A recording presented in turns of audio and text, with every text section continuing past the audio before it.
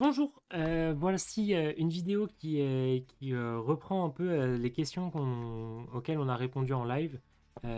Si jamais ça vous plaît, n'hésitez pas à commenter. Si ça vous plaît pas, n'hésitez pas à commenter également. On est là pour avoir vos retours et avec grand plaisir et si vous avez des questions, n'hésitez pas en commentaire. Déjà pour faire un petit point de vue historique, Twitch est créé en 2011 et c'est racheté par Amazon en 2014. Et au départ, Twitch, c'est essentiellement pour les jeux vidéo, pour partager des jeux vidéo. Et on se retrouve avec des créateurs de contenu qui font du jeu vidéo, des spectateurs qu'on va appeler viewers qui viennent voir les jeux vidéo et qui vont échanger via un chat, d'accord, directement avec le créateur de contenu. Ça, c'est au début et c'est quand même encore beaucoup utilisé sur Twitch, c'est vraiment le partage de jeux vidéo. Ensuite, à partir de la création de Twitch jusqu'à aujourd'hui, on a une croissance constante du nombre de participants, du nombre de voilà, et on a une plateforme qui est ultra intéressante pour partager en direct. Voilà, donc le partage en direct de contenu. Donc du coup, qu'est-ce qui se passe? C'est que on a de plus en plus de personnes qui vont créer du contenu sur différents sujets. Ça peut être la musique, ça peut être l'histoire, la pédagogie, ça peut être sur le sport, et pas seulement sur le jeu vidéo. Et du coup, on a plein de différents acteurs qui vont venir, et du coup, ça va diversifier la plateforme. Donc Twitch aujourd'hui, c'est vraiment le partage de contenu à une communauté. Et ce qui permet aussi vraiment, je reprends cette notion de partage, mais quand on se met en tant que viewer, de partager avec un streamer, mais aussi de partager à l'intérieur de la communauté et entre les communautés certaines choses. En moyenne, les viewers ont entre 25 et 35 ans. Voilà, ça c'est la moyenne. On est plutôt sur une population masculine entre 25 et 35 ans. Évidemment, en fonction de plusieurs critères, hein, mais déjà en fonction du streamer, en fonction du sujet, en fonction de l'heure, on n'est pas du tout sur les mêmes populations, mais on est entre 25 et 35 ans de moyenne. Du coup, en tant que marque, pourquoi est-ce que je travaillerais avec un streamer pour atteindre une communauté? Déjà, premièrement, je travaille avec un streamer pour toucher sa communauté. Ok? Donc ça veut dire que je travaille avec un streamer pour toucher une communauté cible. On est vraiment sur du marketing d'influence. On est vraiment sur l'idée de plaire à un streamer. On travaille avec lui et il va parler de nous avec sa communauté. Ok? Ensuite, pourquoi est-ce que je travaillerais avec un streamer? La question se pose surtout et pas avec un autre type d'influenceur. On est vraiment sur cette question-là. Pour plusieurs choses. Déjà, pour le direct. Un streamer, c'est quelqu'un qui va travailler uniquement en direct. Et cette notion de direct, elle est ultra importante parce qu'elle amène beaucoup de choses. Elle amène déjà de l'authenticité. Chez un streamer, on est en direct, on ne peut pas couper, on ne peut pas refaire. Donc vraiment, il y a cette notion d'authenticité. Autre chose, il y a cette notion de légitimité. Je suis en direct, j'ai des codes et des valeurs qui me sont propres, mais qui sont propres au streaming et qui vont se refléter par rapport à ma communauté. Ok. Ensuite, il y a vraiment cet engagement aussi de la communauté. Les streamers sont les influenceurs avec les plus gros taux d'engagement aujourd'hui, pour plusieurs raisons. Premièrement, parce que c'est des rendez-vous, les streams. C'est des rendez-vous qu'on donne à des gens. L'objectif, c'est de se retrouver ensemble sur un sujet, sur quelque chose. Des rendez-vous quotidiens. Donc vraiment, on a cette notion d'engagement de la communauté qui est très important, qui va être 3 fois plus importante que sur Instagram. On va passer à peu près de 4% à plus de 15% de taux d'engagement sur d'une communauté de stream qui est quand même très important par rapport à ça. Ensuite, on a vraiment cette notion de proximité parce qu'il y a de l'échange, il y a cette notion de partage, etc. L'influence marketing, ça se remet un petit peu comme le bouche à oreille. Donc, faire du bouche à oreille, comment ça se passe? C'est un proche qui va nous parler d'une marque, d'un service, ce genre de choses. D'accord? Le streamer qui nous parle d'une marque, d'un service, etc., il faut qu'il soit le plus proche possible de nous pour que ça fonctionne. D'accord? Donc, forcément, plus l'influenceur est proche de sa communauté, plus ça fonctionne. Le live fait qu'il y a cette notion de proximité qui est renforcée. Donc, c'est vraiment comme si c'était un proche à nous, qu'on connaît depuis longtemps, qu'on connaît et à qui on fait confiance, qui nous propose quelque chose. D'accord?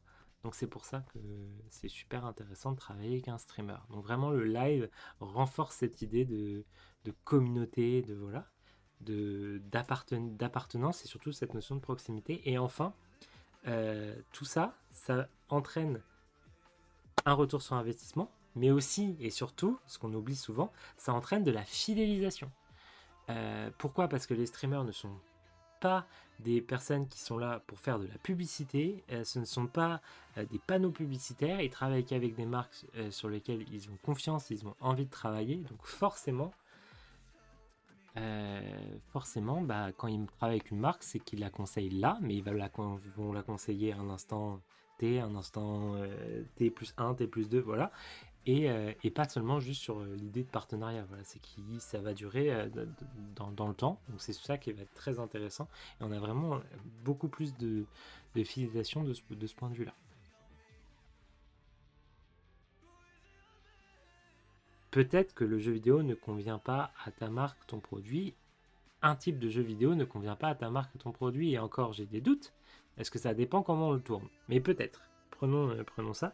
Qui nous dit qu'un autre jeu vidéo ne convient pas à ta marque et ton produit? Une autre façon de l'amener, une autre créativité. Pourquoi pas laisser libre cours à l'imagination pour que ça fonctionne? Et autre chose, le jeu vidéo n'est pas forcément la seule chose qui existe sur Twitch, comme on l'a dit. Il y a plein d'autres choses qui peuvent être intéressantes à faire. Moi, je fais totalement confiance avec les créateurs de contenu avec qui on travaille. C'est eux les boîtes à idées, c'est eux les boîtes d'imagination. Ils ont plein d'idées pour mettre en avant des choses qu'on n'imagine même pas, qu'ils n'imaginent même pas eux encore. Ça vient comme ça, paf, paf, paf, j'ai des idées. Donc pourquoi pas? Pourquoi pas? Alors, un live sponsorisé, comment ça se déroule? Ça se déroule sur plusieurs étapes. Déjà, de manière générale, il faut penser que la marque intègre le live, d'accord, de manière totale. C'est-à-dire qu'on ne veut pas qu'il y ait la pub, puis un live. On n'est pas sur une vidéo YouTube où au début il y a vite fait la pub et ensuite il y a la vidéo et voilà et on peut passer le truc. Non, ça passe pas comme ça fonctionne. Sur Twitch, comment ça fonctionne? C'est que le sponsor intègre totalement le live. D'accord? Donc il est sur toute la durée du live. On va forcément avoir les mentions légales, donc le hashtag AD dans le titre. On va forcément avoir le nom de sponsorisé par dans le titre. On va avoir une commande dans le chat qui va repop souvent. On va également avoir souvent le logo qui va être mis en avant. Et l'objectif aussi, c'est d'avoir un sponsor qui intègre le lag par une idée, par, par une création un petit peu atypique. Mais si jamais on est vraiment sur un sponsoring de base, etc., c'est d'en parler tout le long du live. D'accord? Donc c'est pas vraiment juste avoir un truc au début, un petit peu à la fin. Non, c'est vraiment que ça participe au live. Alors il y a plusieurs étapes déjà d'une bonne campagne de marketing d'influence. Déjà, qui on cible? Première étape. Savoir qui on cible. Deuxième étape, trouver le type d'influence qui correspond à ce qu'on cible. Ok. Troisième étape, budgétiser. Oui, il faut budgétiser votre campagne. Il faut savoir combien on peut mettre, combien on va mettre, etc. Comme ça va nous permettre de trouver le créateur de contenu, l'influenceur qui correspond le plus à ces trois premières étapes. Ensuite, une fois qu'on a ces trois étapes, c'est quel type de contenu on va créer avec le créateur de contenu. Est-ce que c'est un live? Est-ce que c'est une vidéo? Est-ce que voilà, il y a plein d'étapes qui vont être intéressantes par rapport à ça à mettre en avant. Quel type de création va être mis en avant? Ok, donc il y a vraiment un travail en amont qui est ultra important. Ensuite, une fois qu'on est d'accord sur tout ça, le la création de contenu est faite, que ce soit une vidéo, que ce soit un live, que ce soit un post Insta, etc. La création de contenu est faite. Et là, on va se retrouver sur l'idée du direct, si c'est du live, du rendu, si jamais c'est autre chose. Voilà, donc là, c'est la création de contenu. Donc là, on va répondre à des questions. Ce qui est pratique aussi en live, c'est qu'on peut répondre aux questions des gens, forcément. Donc, et on va être sur cette idée-là. Ensuite, on va avoir toute l'analyse qui va être derrière. Combien de personnes ont vu, combien on a de retours, quels sont les KPI à regarder, etc. Quelles sont les choses intéressantes à regarder. Et si ça a fonctionné, pourquoi? Qu'est-ce qui a fonctionné? Si ça va fonctionner, aussi se demander pourquoi ça n'a pas fonctionné. Quelle était l'erreur dans le message? Est-ce que on a bien trouvé l'audience, etc. Et ensuite, on va essayer de travailler sur l'après. Est-ce qu'on refait un partenariat? Quand? Comment? Comment est-ce qu'on fonctionne? Et qu'est-ce qu'on doit changer? Qu'est-ce qu'on doit garder? Voilà, ce genre de choses. Il y a plusieurs erreurs à éviter. Déjà, il faut respecter les codes et valeurs des créateurs de contenu et des communautés. Ça ne fonctionnera pas si vous voulez le faire à votre sauce. Ça, c'est un partenariat où on veut le faire à notre sauce ne fonctionnera pas. Il faut avoir un lien fort avec les créateurs de contenu. Ce sont les personnes les plus adeptes pour parler à leur communauté. D'accord? C'est vraiment, il faut leur faire confiance sur le ton à employer, sur la façon de faire. Bien sûr, il y a des règles à respecter, on est tous d'accord. Ne pas parler de la concurrence, ne pas avoir un avis vraiment de détruire la marque ou le produit. Mais ça c'est logique, d'accord? On est complètement d'accord. Par contre, liberté de ton, liberté d'expression, rentrer dans l'univers, etc., c'est obligatoire. Ensuite, autre erreur, le choix de l'influenceur et du créateur de contenu, c'est compliqué. D'accord? Faut prendre du temps. Ça s'invote pas. Voilà, c'est des choses qui prennent du temps. Donc forcément, c'est une erreur qui peut être facile à faire et malheureusement qui peut coûter cher. D'accord? Donc faut vraiment pas se tromper sur la personne. Et il y a vraiment cette notion de à qui on s'adresse, pourquoi on s'adresse. Voilà, ne pas aller trop vite, mais respecter les étapes d'une campagne de marketing d'influence, c'est plutôt important.